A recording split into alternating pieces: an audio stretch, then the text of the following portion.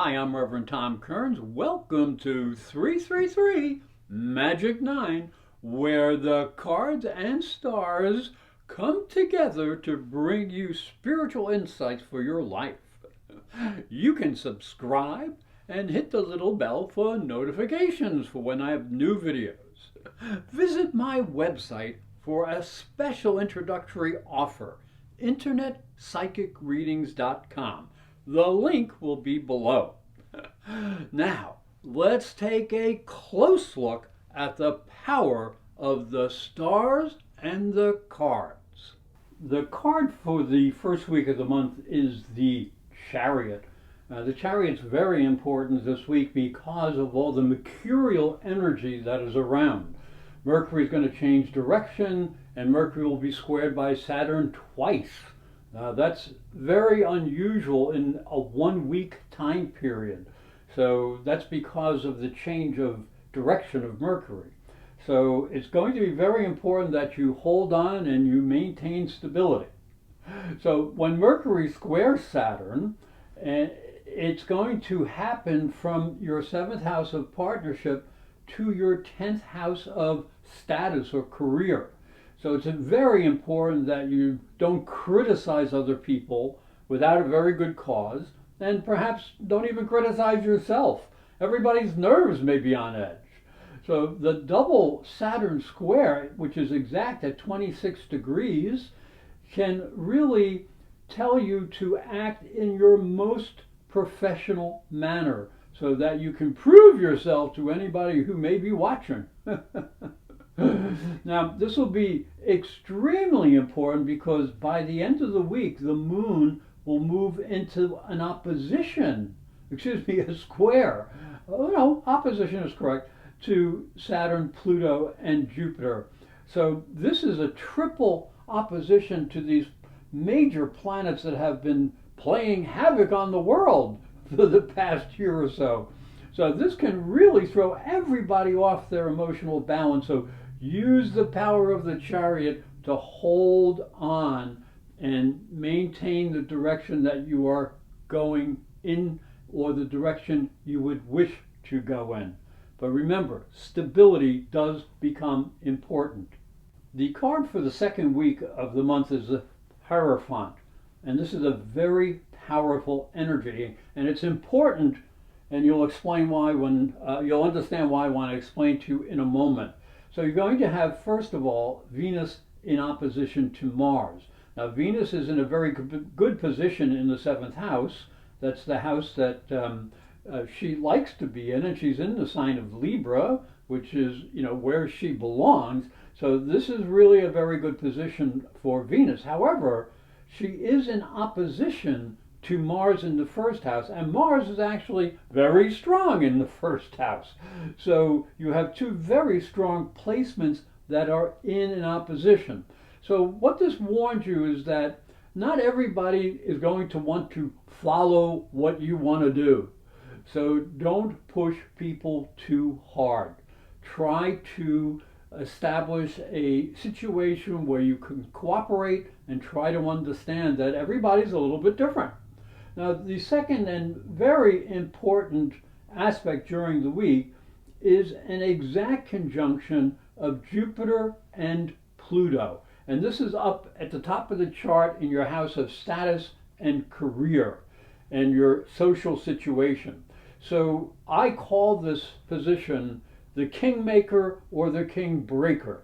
Now, it can be a very powerful omen for advancement, good news in your career, or you might feel like it's time to totally change your career. And that's a real possibility. And this will be energized by Mars down here going direct. And he is going to be moving into a square. So he'll be applying energy to that point, to that conjunction.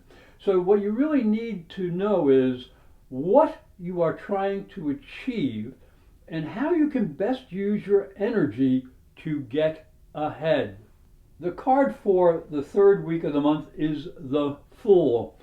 And you'll understand that a little bit better as we get to the end of the week and what it means. But the Fool has great possibility. There's no question about that. But just the word fool can have some meaning here as well.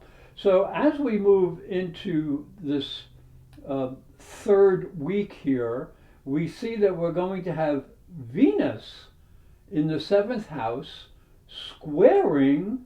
Now she's still in opposition here to Mars, but now she's also going to be squaring all of these planets up here at the top of the chart, and that again will activate this Jupiter Pluto conjunction, and that really makes things very interesting, because then we also have a new moon in the eighth house. Now, the eighth house is the house where we can toss out the old and bring in the new, but you have to be careful with financial and intimacy, because this is the house where we share energy with other people. So remember to take what you need, take nothing more.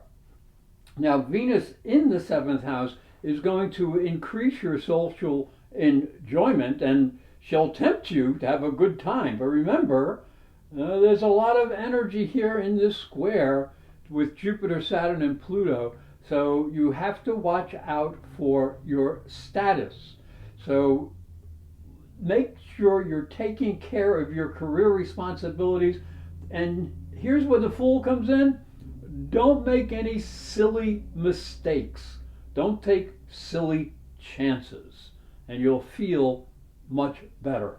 The card for the fourth week is the Queen of Wands. That's a very wonderful card, because this queen knows what she's doing. She's sitting in a place of power, and she is willing to help, and she is willing to understand. And there's a lot of inspiration that is going to be coming this week. First of all, Mercury is going to be transiting in your eighth house, and this really brings your intuition to the fore. You can feel a rebirth and an ability to communicate with partners on a level that may be deeper than you have ever done before. And this is actually going to be helped by Neptune. Neptune is in your 12th house. He's strengthened by being in the sign of Pisces. You see he's with the moon as well. And he's going to be turning direct. Now that's very important. It's a real shift of inner energy. So you're going to have to listen carefully to your dreams and your intuition. This is a good time to develop your spiritual gifts. Do something creative. Do something healing. Now, the one thing to be aware of is that Venus is going to be moving into an opposition with Uranus. So you must maintain balance, and this woman, this queen, is very balanced.